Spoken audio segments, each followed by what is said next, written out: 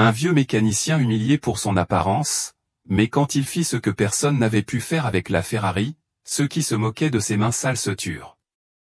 Bienvenue dans Histoire de Conquête. Avant de commencer, mettez un like, abonnez-vous et dites-nous depuis quel pays vous nous écoutez, car cette histoire va rester gravée dans votre cœur à jamais. Dans un coin poussiéreux de la ville de Beauregard, entre des ruelles étroites où le soleil peinait à se faufiler entre les toits en tôle, se trouvait un petit garage. L'enseigne rouillée suspendue au-dessus de la porte affichait Atelier Saint-Laurent. Mais depuis des années, personne ne la lisait, personne n'en avait besoin. Juste à côté, l'imposant bâtiment de maître du couple, le nouveau garage multimarque, promettait technologie de pointe, services personnalisés et diagnostics informatisés. C'est là que tout le monde emmenait ses voitures. Ici, en revanche, ne restaient que les retardataires, les sans ressources ou les audacieux. Dont Julien, le seul mécanicien encore à l'œuvre à l'atelier Saint-Laurent, arrivait toujours à 6 heures pile. Personne ne savait vraiment quel âge il avait, mais ses cheveux blancs, son dos légèrement voûté et ses mains marquées par la vieille graisse et les cicatrices silencieuses parlaient pour lui. Il portait la même combinaison grise tous les jours, rapiécée aux mêmes endroits depuis que quiconque s'en souvenait. Certains jeunes du quartier l'appelaient « le fantôme du carburateur », non pas par peur, mais parce qu'il travaillait dans l'ombre, sans qu'on le remarque. Il ouvrait, fermait, martelait, soudait, mais ne parlait jamais plus que nécessaire. Un lundi matin, la routine fut soudainement brisée. Une Ferrari 458 Italia, rouge cerise, apparut tractée par une dépanneuse devant maître du couple. Le moteur était tombé en panne de manière mystérieuse, et même les techniciens du centre n'avaient pas réussi à identifier l'origine du problème. Le responsable du garage, le jeune et arrogant Yvan Delacour, fils du propriétaire, sortit pour évaluer la situation. Costume ajusté, sourire de catalogue et tablette à la main. Encore ce modèle-là, souffla-t-il. Il est impossible que ce système hydraulique déconne ainsi. On a déjà changé les capteurs. Peut-être devrions-nous consulter le constructeur, monsieur, suggéra l'un des techniciens, hésitant. Yvan fronça les sourcils et secoua la tête. Ça prendrait des semaines, non? Il faut qu'on règle ça ici, sinon on aura l'air d'incompétent face aux clients. Ce n'est pas une option. Quelques minutes plus tard, une dispute éclata en interne. Personne ne voulait être tenu responsable d'un véhicule passé entre deux mains et toujours défaillant. Pendant ce temps, la dépanneuse, impatiente, bloquait toujours la rue. C'est alors que quelque chose d'inattendu se produisit. Depuis le trottoir d'en face, dont Julien, avec un vieux tournevis dans la poche et un chiffon accroché à la ceinture, s'approcha en silence. Il observa la Ferrari avec un regard calme, sans étonnement ni réel intérêt.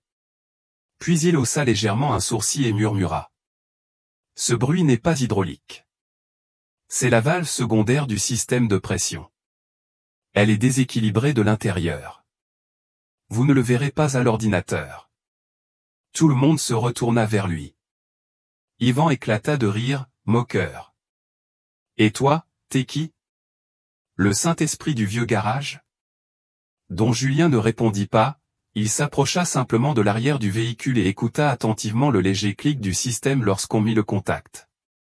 Puis il se tourna de nouveau vers Yvan. Tranquille. Si vous me laissez 20 minutes, je peux le réparer. Les techniciens s'échangèrent des regards, entre rire et gêne. S'il vous plaît, intervint l'un des superviseurs. Nous ne voulons aucun dégât. Cette voiture vaut plus que tout votre atelier. Mais le propriétaire de la Ferrari, un entrepreneur nommé Victor, qui jusqu'à présent était resté silencieux au téléphone, s'approcha, les sourcils froncés. Il a dit qu'il pouvait le réparer en 20 minutes. Dont Julien acquiesça calmement. Essayez, dit Victor contre toute attente. Personne d'autre n'a réussi. Yvan protesta aussitôt, mais Victor le fit taire d'un geste ferme. S'il l'abîme, je paie. Mais s'il le répare, c'est toi qui expliqueras pourquoi tu n'y es pas arrivé. Yvan déglutit. Cela faisait des années que personne ne lui avait parlé de cette manière. Dont Julien s'accroupit près du moteur, ouvrit lentement le capot arrière, sortit 3 outils basiques qu'il gardait dans un vieux sac en cuir, et se mit au travail. Chaque geste était précis. Il ne portait ni gants, ni lampe, ni capteur, seulement ses mains, son oreille et une petite pince. Les techniciens s'approchèrent d'abord par curiosité, puis par perplexité. L'un d'eux murmura. « Il ne peut pas être en train de faire ce que je pense. » Sans lever les yeux, Don Julien prononça une phrase. « Il ne s'agit pas de voir, il faut écouter ce que le moteur veut dire. » 15 minutes plus tard, il referma le capot d'un clic discret. « Essayez maintenant, dit-il au propriétaire. » Victor monta dans le véhicule, tourna la clé, et le bruit fut différent, pur, harmonieux, le rugissement parfait de l'usine. Tout le monde se tut. On n'entendait plus que le moteur, et l'étonnement collectif. Yvan resta sans voix. Don Julien était déjà en train de regagner son atelier quand un jeune s'écria. « C'est qui, ce vieux ?» Mais personne n'avait la réponse. La nouvelle se répandit comme de l'huile chaude sur du béton. En moins d'une heure, la rumeur de ce vieil homme qui avait réparé une Ferrari à main nue était parvenue au café du centre, au groupe de discussion entre mécaniciens, au groupe d'étudiants en ingénierie. C'était une histoire qui défiait la logique moderne, un homme sans combinaison de marque, sans scanner ni ordinateur, mais qui avait réussi en quelques minutes ce que 2 ingénieurs certifiés n'avaient pas pu faire en plusieurs jours. En fin d'après-midi, 3 techniciens de maître du couple traversèrent discrètement la rue et frappèrent à la porte de l'atelier Saint-Laurent. Don Julien était en train de nettoyer silencieusement un couvercle de carburateur avec une brosse métallique et un peu de diesel. L'odeur de vieille graisse et de patience emplissait l'air. « Excusez-nous, Don, » dit le plus jeune. « On peut voir comment vous avez fait ce réglage ?» Don Julien ne répondit pas tout de suite. Il leva les yeux, les observa calmement, puis désigna une vieille boîte à outils posée sur l'établi. « Prenez ce que vous voulez voir, mais si vous n'écoutez pas, vous ne comprendrez pas. » Les jeunes entrèrent avec respect, comme s'ils franchissaient le seuil d'une église. Ils touchaient les outils avec précaution, sans vraiment savoir ce qu'ils cherchaient, mais conscients qu'il y avait là quelque chose de différent, quelque chose qu'aucun manuel n'enseignait. Le lendemain matin, Yvan de la Cour arriva à mettre du couple le front plissé et l'orgueil meurtri. Le propriétaire de la Ferrari avait envoyé un court message. « Merci pour l'essai. À partir de maintenant, je confierai mes voitures à l'atelier d'en face. » L'humiliation n'était pas seulement réelle, elle était signée par le client le plus exigeant du mois. Yvan s'enferma dans son bureau vitré, interdisant toute interruption. Mais au fil de la journée, la porte du garage s'ouvrit encore et encore, avec la même question. « C'est ici que travaille le monsieur qui répare les Ferrari à main nue ?» Non, ce n'était pas ici. À l'atelier Saint-Laurent, Don Julien n'avait pas changé de rythme, il n'avait pas accroché de pancarte, n'avait pas augmenté ses prix, n'avait rien publié sur les réseaux. Il continuait simplement à faire ce qu'il avait toujours fait, réparer. Mais quelque chose avait changé. Dehors, une file discrète de voitures commençait à se former et d'une modeste Renault Dauphine à une Citroën DS dernier cri. Tous voulaient la même chose, que le monsieur écoute. Le mercredi après-midi, une voiture officielle de la mairie s'arrêta devant l'atelier. Un homme en costume beige, au palan et au maintien diplomatique, en descendit. Il s'approcha, tendit la main et dit avec solennité. « Monsieur Julien, nous aimerions vous inviter à une cérémonie de reconnaissance. » Le maire était impressionné. « Nous aimerions vous remettre une médaille pour l'ensemble de votre parcours, » déclara-t-il. Don Julien haussa à peine les sourcils, s'essuya les mains avec un chiffon gris et répondit sans élever la voix. « Je n'ai pas travaillé toute ma vie pour être applaudi. » « Mais ce serait juste, » insista le fonctionnaire. « Alors, rendez justice. Pas de propagande. » Et il retourna à son moteur comme si de rien n'était. Le fonctionnaire, embarrassé, hocha simplement la tête et s'éloigna. De l'autre côté de la rue, Yvan avait tout vu depuis sa fenêtre. Ce qui n'était autrefois qu'un sujet de moquerie devint d'abord une irritation, puis une obsession. Il appela l'un de ses techniciens de confiance et lui murmura. « Je veux que tu découvres tout ce que tu peux sur ce vieil homme. Le jeudi matin, Yvan Delacour n'adressa la parole à personne en arrivant à l'atelier. La mâchoire crispée, des cernes marquées, il tenait une chemise sous le bras. Il avait passé une bonne partie de la nuit à fouiller dans des bases de données professionnelles, des forums de mécanique avancée et des archives anciennes. Il n'avait rien trouvé de concret, ce qui ne fit que nourrir davantage son obsession. À 11h17, son technicien de confiance, Louis, frappa à la porte de son bureau et entra avec une grande enveloppe Kraft sous le bras. « C'est tout ce que j'ai pu trouver, » dit-il en la posant sur le bureau. « Il n'y a pas grand-chose, mais il y a des pistes. » Yvan ouvrit la chemise avec impatience.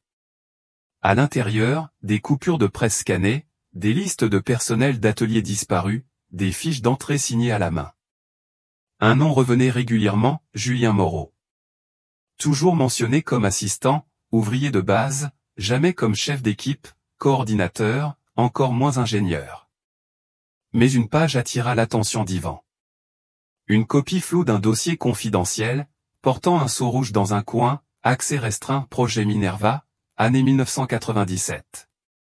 Il n'y avait pas de données techniques, mais dans les marges figuraient des annotations manuscrites. Précision inhabituelle. Ajustement impossible sans matériel numérique. Refus de contrat officiel. Départ volontaire. Yvan fronça les sourcils. Qu'est-ce que c'est que ce truc? Louis haussa les épaules. Un ancien superviseur m'a dit que Élise était un projet expérimental du gouvernement. Personne ne sait vraiment ce qui s'y passait, mais tous ceux qui y ont participé ont signé des accords de confidentialité. Et tu es sûr que c'est lui? Je ne peux pas le prouver, mais regarde ça. Louis sortit une photo imprimée sur du vieux papier. On y voyait un vaste hangar industriel, avec une structure métallique en cours d'assemblage. À gauche, un groupe d'hommes en casque et tenue de travail. L'un d'eux, presque dans l'ombre, avait le visage partiellement visible. C'était lui. Don Julien, 25 ans plus jeune, mais avec la même expression sereine, la même posture tranquille, les mains jointes dans le dos, comme un homme qui a déjà tout vu. Yvan ne dit rien. Il referma la chemise, regarda quelques instants par la fenêtre, puis se leva. « Je vais lui parler. » « Maintenant ?» demanda Louis, surpris. « Oui. Avant que quelqu'un d'autre ne le fasse. Avant qu'il ne devienne une légende dont on ne parle plus, qu'on se contente de se souvenir. » Cet après-midi-là, Don Julien terminait de régler le carburateur d'un vieux camion quand Yvan traversa la rue sans prévenir. Il tenait la chemise à la main, les sourcils froncés. « J'ai besoin de vous parler, » dit-il d'un ton direct, sans salutation. Don Julien ne réagit pas. Il s'essuya les mains calmement et lui fit signe de parler. « J'ai vu votre dossier, ou ce qu'il en reste. J'ai aussi vu cette photo. » Il ouvrit la chemise et la montra. « Vous avez travaillé sur un projet confidentiel. Vous avez des compétences que personne ici ne comprend. Qui êtes-vous réellement, Don Julien ?» Le vieux mécanicien le regarda en silence. Il n'y avait aucune irritation dans ses yeux. Mais c'était plutôt une sorte de fatigue ancienne. « Tu veux vraiment le savoir ?» demanda-t-il. « Oui », répondit Yvan avec fermeté. Don Julien se dirigea vers une petite table au fond de l'atelier. Il s'assit lentement et proposa une chaise au jeune ingénieur. « Alors écoute, mais ne m'interromps pas, parce que je ne compte pas me répéter. » Yvan acquiesça et s'assit en face sans ciller. Et Don Julien commença à parler. « Autrefois, j'avais des noms, des titres, des diplômes. J'ai été appelé à travailler sur des projets où les plans arrivaient dans des enveloppes scellées, et où l'erreur n'avait pas sa place. J'ai connu plus que des personnes. J'ai appris à ressentir les métaux, à lire les sons d'un moteur comme s'il s'agissait de notes de musique. Mais plus je montais, moins on m'écoutait. On voulait des résultats, pas la vérité, de la précision, pas de l'âme. » Yvan l'écoutait, de plus en plus troublé. « Un jour, j'ai démissionné. Je suis parti. J'ai changé de ville, de nom, de vie. J'ai ouvert cet atelier, non pour me cacher, mais pour me souvenir pourquoi j'avais commencé à construire. Parce que j'avais oublié. Et quand on oublie pourquoi on fait ce qu'on fait, on perd son âme en chemin. Yvan déglutit. Ses paroles étaient allées plus loin qu'il ne l'aurait cru. Et pourquoi ne jamais avoir cherché la reconnaissance, demanda-t-il enfin. Don Julien esquissa un sourire discret. Parce que ce qui a de la valeur n'a pas besoin de signature. En sortant de l'atelier, Yvan ne savait pas s'il était furieux, admiratif, confus ou tout cela à la fois. Une seule chose était certaine. Il venait de se confronter à quelqu'un qu'il ne pouvait pas contrôler. Et pour quelqu'un comme lui, c'était dangereux. Les jours suivants furent marqués par une tension invisible, palpable dans l'air. Chez maître du couple, Yvan paraissait nerveux, toujours son téléphone à la main. Il donnait des ordres sans vraie direction. Personne ne disait rien à voix haute, mais tous savaient que le nom de Don Julien commençait à peser plus que le sien. Pendant ce temps, à l'atelier Saint-Laurent, le rythme restait inchangé. Don Julien ne parlait ni de la Ferrari, ni du dossier, ni du passé. Il travaillait, simplement. Mais les clients affluaient. Et pas seulement par curiosité, la plupart venaient sur recommandation directe de quelqu'un qui répétait toujours la même chose. Tu vois? Je ne sais pas comment il fait, mais quand c'est lui qui répare, ça ne retombe jamais en panne. Un après-midi, un événement inattendu se produisit. Un SUV de luxe blindé, avec des plaques d'un autre état, se gara devant l'atelier. Une femme descendit de la banquette arrière. Vêtue comme sortie des années 1900, tailleur sombre, lunettes noires, démarche assurée. Elle tenait une fine chemise et portait une montre qui valait probablement plus que tout l'atelier. Don Julien la regarda calmement, sans se lever de la voiture sur laquelle il travaillait. « Vous êtes Julien Moreau ?» demanda-t-elle sans détour. « Ça dépend. »« Qui le demande ? » ?»« Je travaille pour une fondation privée. Nous gérons une collection de voitures historiques. L'un de nos véhicules les plus précieux, une Peugeot 203 coupé de 1952, est tombé en panne. Personne n'a su résoudre le problème. Un contact nous a parlé de vous. » Don Julien retira ses gants, s'essuya les mains, et la regarda avec sérénité. « Et qu'attendez-vous exactement ? » ?»« Que vous la répariez. » Et rapidement. La réponse fut sèche, sans détour. « Alors cherchez quelqu'un d'autre. » La femme fronça les sourcils. « Nous vous paierons ce que vous voudrez. »« Ce n'est pas une question d'argent, » dit-il en se tournant de nouveau vers le moteur ouvert. « Alors, de quoi s'agit-il ? » ?»« Du temps. Je ne travaille pas avec une montre au poignet. » La femme l'observa quelques secondes, comme si elle tentait de le percer à jour. Puis elle sortit une carte fine, la posa sur l'établi et s'en alla sans ajouter un mot. Ce soir-là, la Peugeot 203 coupé fut transportée au garage sur une dépanneuse spéciale, escortée par une voiture de sécurité. Le conducteur déposa les clés sur l'établi et partit sans dire un mot. La voiture était un bijou, élégante, impeccable, mais complètement morte. Don Julien la contempla longuement sans la toucher. Il n'alluma pas le moteur, ne vérifia pas les fusibles, ne brancha aucun scanner. Il se contenta de la regarder comme on regarde un vieil ami qui aurait gardé un secret trop longtemps. Le lendemain matin, Antoine, un jeune apprenti récemment arrivé au garage, balayait l'entrée lorsqu'il l'aperçut là, seul, face à la Peugeot. Il s'approcha avec précaution. « Don Julien, je peux regarder ? » ?»« Tu peux regarder, oui. Mais sans poser de questions. » Antoine obéit.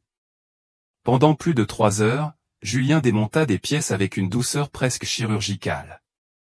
Il ne prenait aucune note, ne consultait aucun plan. Ses yeux, ses oreilles et ses mains semblaient parler un langage propre. Chaque geste était précis, chaque mouvement mesuré. Après midi, Antoine ne put plus se retenir. « Vous savez déjà ce qu'elle a ? » ?»« Oui, » répondit Julien. « Le problème, ce n'est pas le moteur. C'est l'âme. » « Pardon ? » ?»« Cette voiture a été faite pour courir librement. Mais on l'a enfermée dans une vitrine.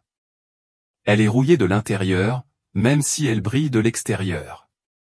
On l'a forcée à rester immobile, et c'est pour ça qu'elle s'est éteinte. Lundi matin, à 8 heures, don Julien ouvrit la porte du garage Saint-Laurent comme toujours, sans hâte, avec une vieille clé rouillée qui tournait en douceur, comme si le métal lui obéissait aussi. Sur l'établi, il trouva quelque chose d'inattendu, une boîte noire, marquée du logo maître du couple, entourée d'un ruban argenté. Personne ne l'avait déposée la veille. Antoine, l'apprenti, la regarda avec méfiance. On l'ouvre? Les choses qu'on ne demande pas apportent du bruit, dit don Julien. Mais il défit quand même le ruban. À l'intérieur, une chemise en cuir avec le logo gravé en relief, et à l'intérieur de la chemise, un contrat. On lui proposait un poste de directeur technique chez maître du couple, bureau privé, voiture de fonction, salaire fixe avec prime au rendement, une équipe dédiée à sa disposition et, en note finale, la liberté d'intervenir dans tous les projets. Antoine lisait par-dessus son épaule, les yeux écarquillés. « Vous allez accepter ?» Don Julien referma la chemise sans répondre. « Vous savez combien rêve d'une opportunité pareille ?» insista le jeune homme. « Oui. Et je sais aussi combien se réveille plein de regrets, » répondit-il en s'éloignant vers le fond du garage. Ce même après-midi, Yvan Delacour se présenta en personne. Il portait son plus beau costume gris, les cheveux lissés en arrière, un sourire crispé qui ne parvenait pas à masquer son malaise. Don Julien le salua d'un ton professionnel. « Je suis content de vous voir. J'espère que vous avez réfléchi à notre proposition. » Le vieux mécanicien ne s'interrompit pas. Il était en train d'ajuster le carburateur de la Peugeot avec un fin tournevis. Ce n'est qu'après quelques secondes qu'il prit la parole. « Je l'ai lu, mais je ne l'ai pas comprise. » « Quelle partie n'est pas claire ? » ?»« La partie où il est dit qu'on me respectera. » »« Ça, ce n'est pas écrit. » Yvan sourit froidement. « Écoutez, je ne suis pas venu pour discuter. Je suis venu pour vous offrir une véritable opportunité. Vous travaillez avec vos mains, je vous respecte pour cela, mais ici vous pouvez laisser un héritage, vous pouvez enseigner, diriger, superviser, et arrêter de me salir les mains. Exactement. Vous n'êtes plus de l'âge pour être sous les voitures. Don Julien posa le tournevis sur la table avec un léger claque. Je ne suis pas venu au monde pour commander, je suis venu pour réparer ce que d'autres ne savent pas entendre. Yvan perdit son sourire et fit un pas en avant. Écoutez, vieux, ce que vous faites est bien pour les romantiques du quartier. Mais nous parlons ici de grandir, de reconnaissance réelle, de cesser d'être une légende urbaine pour devenir une autorité. Ou bien vous préférez mourir ici, parmi des ferrailles et de la graisse. Don Julien ne s'échauffa pas. Je préfère cela, plutôt que de mourir dans un bureau, entouré de diplômes et sans savoir comment écouter un moteur blessé. Yvan serra les dents. Antoine, qui était près d'eux, retint sa respiration. Alors, ne dites pas qu'on ne vous a pas offert la chance, dit Yvan en se retournant. Lorsqu'il arriva à la porte, don Julien parla pour la dernière fois. La seule autorité que je respecte est celle qui se gagne avec le temps, pas avec des costumes ni des logos. Cette nuit-là, l'air était plus lourd chez maître du couple. Yvan marchait de long en large dans son bureau, fixant la photo de l'équipe encadrée sur le mur, tous vêtus de leurs uniformes propres, souriant devant une delage des 6, mais ce qu'il entendait dans sa tête, c'était la phrase, la partie où il est dit qu'on me respectera. Ça, ce n'est pas écrit. Le lendemain, la Peugeot XK10 rugit de nouveau. Ce fut un son grave, pur, profond, comme si la voiture se réveillait d'un long sommeil. Antoine était là, ainsi que le propriétaire de la fondation, mais personne ne parla. Tous savaient que ce rugissement ne venait pas uniquement du moteur, c'était l'écho d'un avertissement. La ville avait commencé à écouter un homme qui n'avait pas besoin de crier pour être entendu. Antoine fut le premier à la monter. Il ne l'avait pas planifié, il n'y avait pas réfléchi, il prit juste son téléphone, encore tremblant de l'émotion d'avoir assisté à la renaissance de la Peugeot 203 coupé, et il enregistra le moment exact où le moteur rugit à nouveau comme une bête libérée. il publia la vidéo sur son compte avec une simple phrase. Ce n'est pas un ingénieur qui l'a réparé, c'est un vieux avec les mains sales et l'âme pure. Don Julien, merci de m'avoir appris à écouter. En moins d'une heure, la vidéo avait déjà atteint 12 000 vues. Le soir, elle dépassa les 100 000. Et au matin, des portails d'actualité, des comptes de sport automobile et des blogs spécialisés commencèrent à la partager. Personne ne comprenait comment ce moteur avait retrouvé son essence sans passer par un logiciel, sans intervention numérique, sans un seul nouveau câble, juste des outils anciens et un homme qui ne voulait plus être vu. Antoine arriva tôt à l'atelier le lendemain.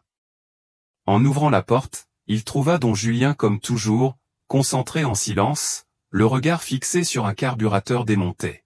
« Vous savez combien de vues a la vidéo maintenant » demanda le jeune homme, agité. « Non, presque un demi-million. On l'appelle le mécanicien impossible. » Don Julien ne leva pas les yeux, il dit seulement. Et tout ça, sans que la voiture ait appris à parler. Antoine sourit, mais intérieurement il ressentait une combinaison d'émotions et de culpabilité. Il ne voulait pas l'exposer, mais en même temps, le monde devait savoir. Pendant ce temps, chez Maître du couple, Yvan lisait le titre d'un article sur sa tablette, Le vieux Kiki et Julien Moreau, le mécanicien qui défie la logique moderne. Ils avaient utilisé une image tirée de la vidéo d'Antoine. Et le pire, c'est que parmi les commentaires, des ingénieurs, des concepteurs automobiles et même des mécaniciens certifiés commençaient à désigner Don Julien comme le dernier maître artisan. Yvan ne le supporta pas. « Vous voulez des légendes » se dit-il à lui-même. « Je vais vous montrer que même les légendes rouillent. » Ce soir-là, alors que le soleil se couchait sur les toits de tôle et que l'atelier restait rempli de nouveaux clients, une camionnette noire s'arrêta devant le portail. Deux hommes en descendirent, l'un en costume, l'autre une caméra à la main. Don Julien Moreau, demanda celui en costume. Nous venons de Souffle du moteur, une série documentaire sur les figures oubliées de l'automobile. Nous voulons raconter votre histoire au monde entier, avec tournage, interview, reconstitution. Don Julien s'arrêta un instant. Ses yeux ne montraient ni irritation, ni enthousiasme. Yvan n'était pas un homme patient. Pendant des années, il avait construit son image avec soin, le jeune ingénieur, moderne, efficace, diplômé de grandes universités et bien introduit auprès des meilleures marques. Toute sa réputation reposait sur Montelieu, le contrôle, la projection et les résultats. Et maintenant, un homme aux mains tachées d'huile, peu bavard, lui volait la vedette sans le chercher, sans le vouloir et cela rendait les choses encore plus insupportables. Jeudi matin, une nouvelle commença à circuler dans les forums de mécanique et les groupes professionnels. Le prétendu maître de l'atelier Saint-Laurent n'a jamais été ingénieur. Il ne possède aucun certificat. Son dossier est un mystère. Qui est-ce qu'il glorifie au juste? La publication était signée par un compte anonyme, mais il ne faisait aucun doute quant à l'identité de l'auteur. Antoine la lut sur son téléphone, le ventre noué. Il courut jusqu'à l'atelier. Don Julien, ils disent des choses sur vous, que vous n'avez pas de papier, que vous n'êtes pas un professionnel, que vous êtes dangereux. Le vieil homme se trouvait sous une voiture ancienne, en train d'ajuster l'arbre de transmission. Ça, c'est nouveau, mais ça se répand comme des taches. Ils essaient de vous salir. Don Julien sortit lentement, s'essuya les mains, et le regarda droit dans les yeux. Si quelqu'un a besoin d'un papier pour croire ce que ses propres yeux voient, alors je n'ai rien à lui enseigner. Antoine serra les lèvres. Mais ce n'est pas juste. La justice ne vit pas sur Internet, elle vit dans ce que chacun fait. Quand personne ne regarde. Malgré les paroles de Don Julien, l'attaque eut des effets. Certains clients annulèrent leur rendez-vous. 2 fournisseurs cessèrent les livraisons de pièces. Même quelques voisins traversaient la rue plus vite. Le doute, comme la rouille, se propage vite quand personne ne prend le temps de le nettoyer. Mais tous ne tombèrent pas dans le piège. Un après-midi, un homme âgé entra dans l'atelier avec un vieux carnet sous le bras. Il se présenta. Étienne Lefebvre. Fait revivre les voitures comme si elles respiraient. Ancien professeur de génie mécanique. Vous êtes don Julien Moreau? Cela dépend de qui pose la question. Un homme reconnaissant, répondit l'autre en lui montrant un carnet. Il y a 28 ans, j'ai vu une structure que vous avez réparée à Querétaro. C'était impossible à relever sans plan. Personne ne comprenait comment vous aviez fait. Je n'ai jamais oublié votre nom. Don Julien feuilleta le carnet en silence. Il reconnut un croquis dessiné à la main. C'était bien le sien. Il avait oublié que quelqu'un l'avait vu ce jour-là. Observant en silence, Esteban le regarda droit dans les yeux. « Je peux rester pour voir comment vous travaillez ?» Don Julien acquiesça. Et, d'anciens collègues, des apprentis venus d'autres régions, des mécaniciens qui avaient croisé sa route sans le savoir commencèrent à arriver. Il n'avait pas besoin de preuves. Il savait ce que c'était que d'entendre une machine respirer lorsqu'elle se sent comprise. Chez maître du couple, Yvan frappait la table de rage. Pourquoi ça n'a pas marché? On leur a donné des données. On leur a montré ce qu'il n'a pas. Louis, son technicien de confiance, le regarda avec nervosité. Peut-être que ce n'est pas une question de ce qu'il n'a pas, patron, mais de ce qu'il dégage. Il ne dégage rien. Il répare, c'est tout. Il ne donne pas de conférences, il n'enregistre pas de tutoriels, il ne passe pas à la télé, et pourtant tout le monde parle de lui. Yvan se tut, inspira profondément et dit quelque chose qu'il n'aurait jamais cru dire. Alors, il va falloir le faire tomber à cause de sa propre ombre. Ce même soir, une plainte anonyme fut déposée formellement auprès de la mairie. Le garage Saint-Laurent est exploité par un technicien non certifié, sans autorisation à jour ni enregistrement numérique. Inspection immédiate requise. La signature était fausse. Mais le coup, lui, serait réel. Lundi matin, alors que le soleil commençait à peine à se lever au-dessus des toits bas du quartier, une camionnette blanche arborant l'écusson de la mairie se gara devant le garage Saint-Laurent. Antoine balayait l'entrée quand il la vit s'arrêter. Un frisson lui parcourut le dos. « Don Julien, ils viennent de la mairie », dit-il à voix basse. Le vieil homme leva les yeux du moteur ouvert d'une voiture ancienne, s'essuya calmement les mains et acquiesça.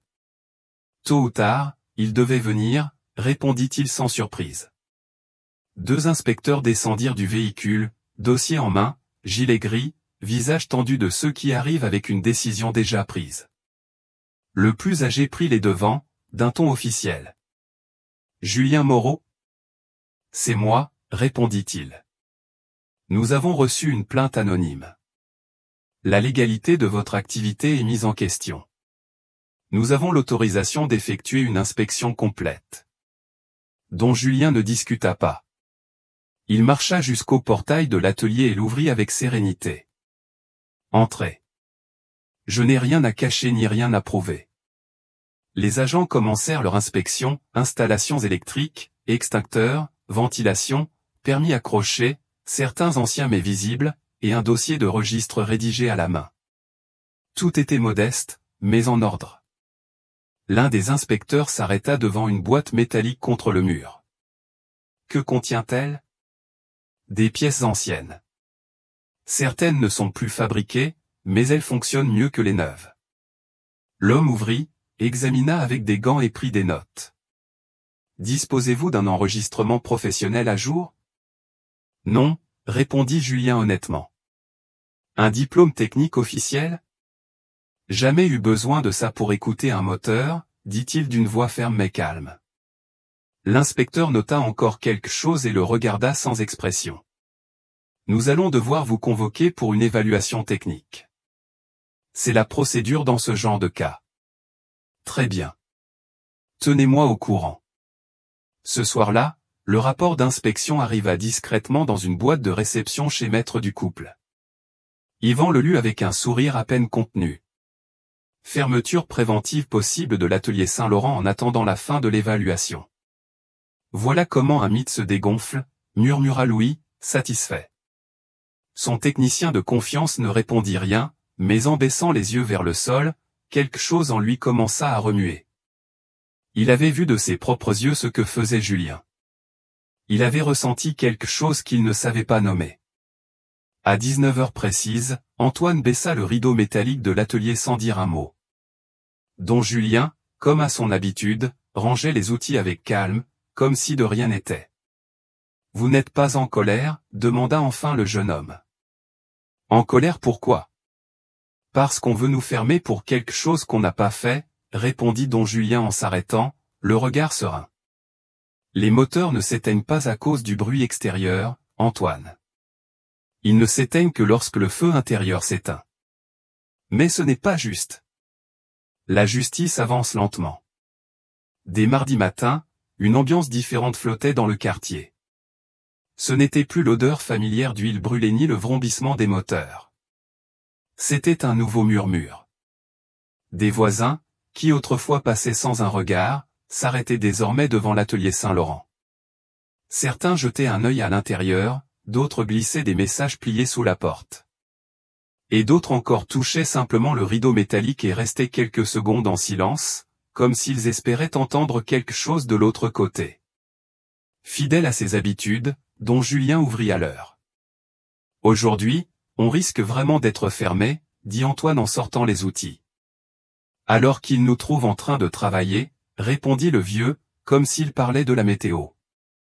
Ce qu'ils ignoraient, c'est que la vidéo d'Antoine n'avait pas seulement été vue des millions de fois.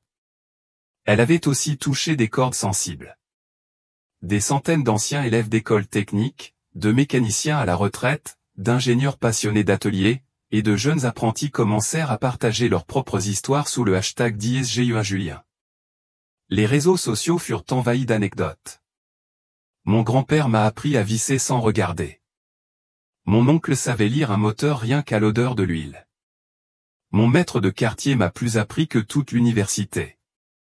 Le nom de Don Julien Moreau n'était plus seulement celui d'un vieux mécanicien, il était devenu un symbole, un miroir, un écho de tous ceux qui avaient un jour été grands sans jamais le rechercher.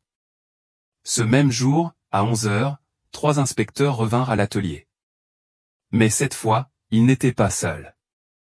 Dehors, plus de 40 personnes, voisins, clients, étudiants, journalistes se tenaient sur le trottoir, téléphones à la main et pancartes improvisées. Non à la fermeture de l'atelier Saint-Laurent. Don Julien n'a pas besoin de papier, il a une histoire. Respectez ceux qui ont construit avec leurs mains. Les inspecteurs tentèrent de garder leur calme. Don Julien les accueillit avec un mince sourire. Vous savez où sont les outils. Vérifiez ce que vous voulez. Mais avant qu'ils ne puissent avancer, un journaliste, micro en main, les interrompit. Saviez-vous que cet atelier cumule plus d'heures de travail que n'importe quel autre de la zone industrielle? Saviez-vous que la communauté le soutient parce qu'il a réparé même des véhicules officiels sans demander un sou, quand le client ne pouvait pas payer? Les fonctionnaires se regardèrent, mal à l'aise. Ils n'étaient pas préparés aux caméras, encore moins à une foule qui ne les insultait pas, mais ne partait pas non plus. Nous ne faisons qu'exécuter des ordres, dit l'un d'eux. Et nous exécutons la mémoire, répondit une vieille dame, les larmes aux yeux. Cet homme a réparé la voiture de mon mari quand même moi je n'y croyais plus, et il ne nous a pas fait payer un centime. Il a seulement dit, dites-lui de rentrer prudemment à la maison. Un silence empreint de respect s'abattit sur le quartier. Le soir même, la nouvelle avait déjà franchi les frontières. Des médias internationaux reprenaient des titres comme « Le mécanicien que le système a voulu faire taire et que le peuple a transformé en légende vivante ». De l'autre côté de la ville, Yvan observait sur son écran son plan s'effondrer. Il referma brutalement son ordinateur portable, inspira profondément, et regarda son reflet dans la vitre de son bureau pour la première fois. Il ne vit pas un leader, mais ce qu'il était vraiment, un homme qui avait tout, sauf le respect de ceux qui comptaient le plus. Ce soir-là, en fermant l'atelier, Antoine remit à Don Julien une feuille imprimée. C'était une lettre signée par plus de 500 techniciens, étudiants et professionnels de toute l'Amérique latine, en soutien au « dernier maître des moteurs avec une âme ». « Ceci est pour vous », lui dit Antoine. Don Julien lut la lettre en silence. Il ne dit rien, caressa simplement le papier du bout des doigts et sourit pour la première fois depuis de nombreuses années.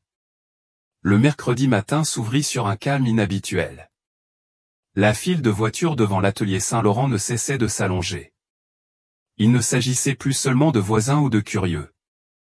Il y avait désormais des plaques d'immatriculation d'autres régions, des motards venus de nuit, et même 2 étudiants en ingénierie qui campaient devant la façade, carnet en main et regard avide. Ils ne venaient pas pour une réparation, mais pour voir, écouter, être présents. Antoine avait du mal à suivre le rythme entre les salutations, les messages de soutien, les questions techniques, les appels des journalistes et les visites imprévues. L'atelier ressemblait plus à une école qu'à une entreprise. Et au milieu de tout cela, comme toujours, Don Julien continuait à travailler avec sa même salopette usée, le même chiffon accroché à la ceinture, avec la même sérénité défiant le vacarme du monde. Ce jour-là, à 10h pile, une délégation officielle arriva. Cette fois, ce n'étaient pas des inspecteurs, mais le directeur de la direction du commerce municipal en personne, accompagné de 2 conseillers et d'une équipe de communication. Antoine se raidit en les voyant. « Don Julien, je crois qu'ils veulent vraiment fermer cette fois, dit-il. » Mais le vieil homme leva à peine les yeux. « Ils sont déjà venus avec des papiers. Voyons s'ils viennent aujourd'hui avec des oreilles. » Les fonctionnaires descendirent de leur véhicule, saluèrent le public avec des gestes mesurés et demandèrent à parler en privé avec Julien. Ils l'invitèrent à s'asseoir sous un auvent improvisé devant l'atelier. Des caméras, des micros et un groupe de journalistes les entouraient, filmant de loin avec respect, mais avec soif d'histoire. Le directeur parla en premier. « Monsieur Moreau, nous savons ce qui s'est passé. Nous savons aussi qu'il y a des irrégularités formelles, mais nous n'avons pas trouvé de faute grave. Le problème, c'est que votre atelier ne répond légalement plus aux exigences actuelles pour continuer à fonctionner. » Antoine fit un pas en avant, irrité.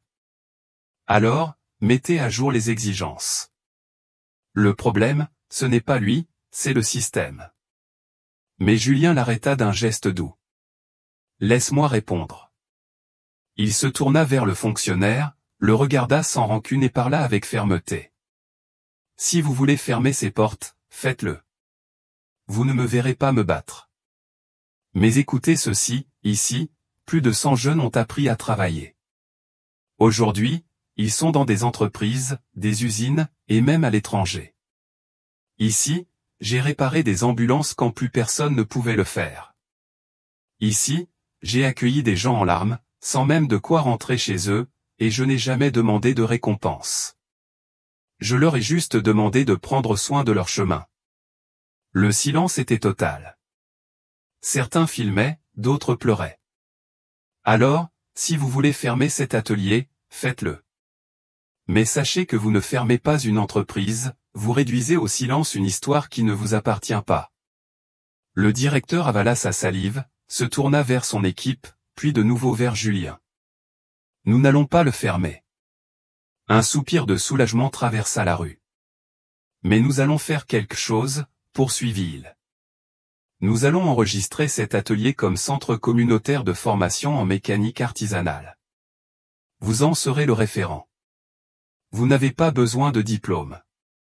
Votre histoire est votre certificat. » Antoine relâcha enfin le souffle qu'il retenait depuis des heures. Don Julien ne répondit pas tout de suite. Il leva les yeux vers le ciel un instant, puis déclara. « Je n'ai pas besoin d'être un symbole. Mais si cela peut aider à ne pas nous oublier, alors j'accepte. » À partir de ce jour, la transformation de l'atelier Saint-Laurent fut aussi naturelle que discrète. Il n'y eut ni cérémonie officielle, ni ruban à couper, ni long discours. Juste une plaque discrète, clouée à l'entrée. Centre communautaire de formation mécanique traditionnelle. Don Julien Moreau, en dessous. Une phrase gravée dans le métal qu'il n'avait pas approuvée, mais que personne n'osa retirer. Le savoir qui ne se montre pas est celui qui dure le plus. Dès lors, chaque semaine, de nouveaux groupes arrivaient, lycéens, apprentis rebutés par les méthodes théoriques, jeunes sans ressources, mais aussi ingénieurs curieux, chefs d'atelier et même professeurs d'université. Tous avec le même but, observer, écouter, comprendre. Don Julien ne changea jamais sa façon d'enseigner. Pas de tableau, pas de formule, pas de leçon magistrale. Ils travaillaient. Et ceux qui savaient regarder, apprenaient. Antoine, lui, devint bien plus qu'un assistant. Il organisait désormais les visites, guidait les groupes, expliquait ce qu'il pouvait et traduisait avec ses mots ce qu'il voyait faire des mains de don Julien. Un après-midi, alors qu'il démontait le moteur d'une Citroën classique, Julien lui dit : « Tu sais ce qu'il y a de plus difficile dans l'enseignement ? Quoi ? Attendre que l'autre écoute. Vraiment. Antoine hocha la tête sans rien dire. Il avait compris. À la fin du mois, une chaîne internationale de documentaires envoya une lettre demandant à filmer un reportage sur don Julien. Il ne répondit pas. Il glissa simplement la lettre sous le comptoir, sans l'ouvrir. Mais Antoine, plus sûr de lui désormais, osa demander : « Pourquoi refusez-vous toujours qu'on vous filme ? » ? « Parce que ceux qui ont besoin de me voir sont déjà ici. Mais cela pourrait rester pour toujours. Votre histoire pourrait inspirer des milliers d'autres. » « Et elle ne le fait pas déjà, » répondit le vieil homme, désignant la file de jeunes assis par terre, attendant leur tour pour voir comment régler un carburateur.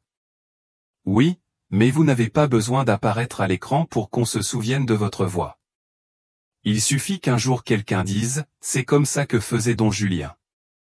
Alors, nous aurons gagné. » Pendant ce temps, chez Maître du couple, la chute d'Yvan était lente, mais inévitable. La clientèle ne faisait plus confiance comme avant. Le personnel était démotivé. Et même Louis, son technicien de confiance, demanda une réunion officielle. « Je veux démissionner, » dit-il sans détour. Yvan fronça les sourcils. « Tu pars avec lui ? » ?»« Non.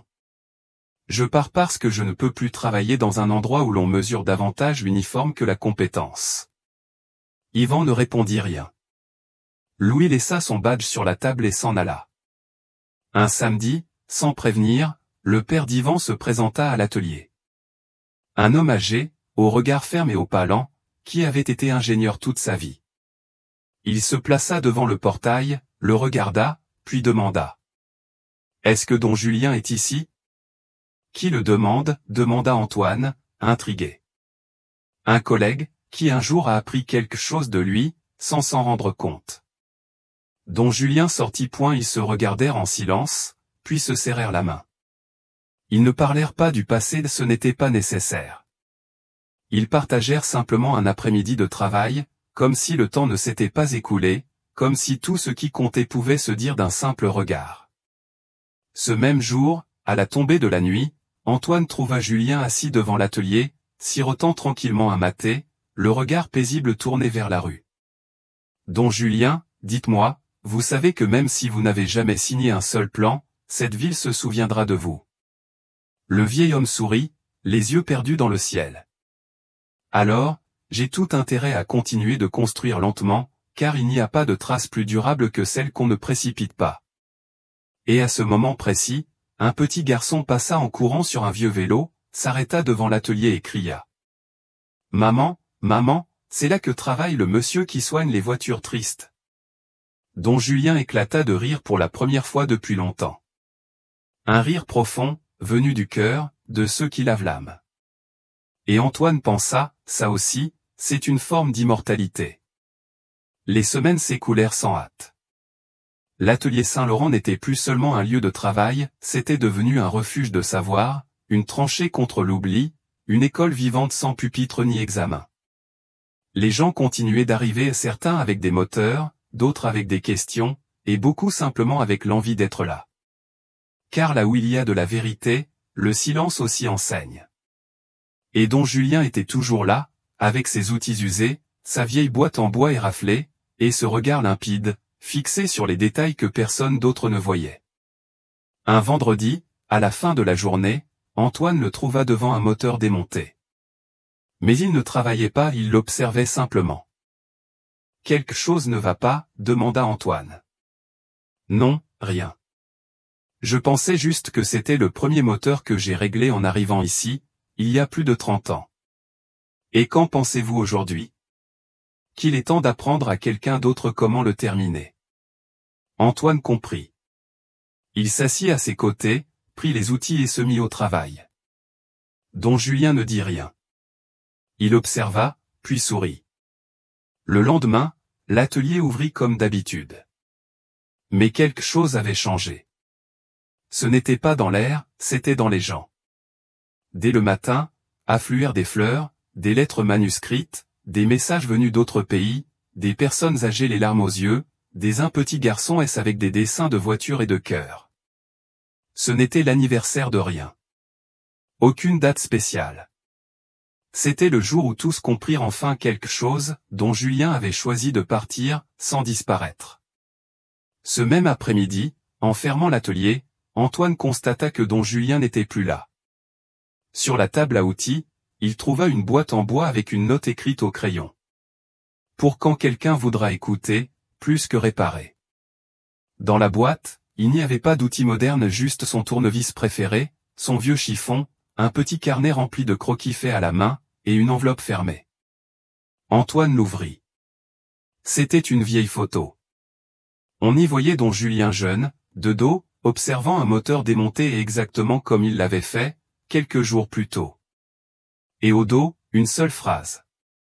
La plus grande réparation, c'est d'apprendre à un autre à construire mieux que toi. Depuis ce jour, Antoine garda l'atelier ouvert. Il le nettoya, le rénova, sans jamais en effacer l'âme. Chaque vis qu'il serrait portait une histoire. Si cette histoire a touché ton cœur, abonne-toi dès maintenant et active la cloche, car dans notre prochaine vidéo. Ne le manque pas.